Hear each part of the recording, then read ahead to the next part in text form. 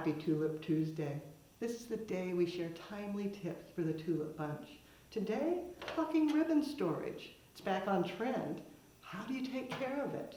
Many of us use dowels and just thread it through and then pull as you need it.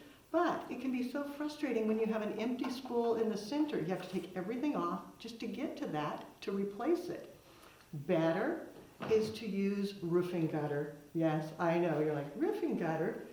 It comes in long lengths and you can get it cut to size. If you're concerned about the sharp edges, tape it off with electrical tape.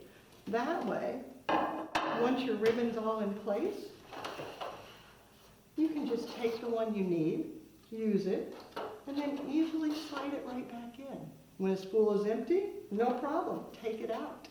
Roofing gutters, it's the way to go.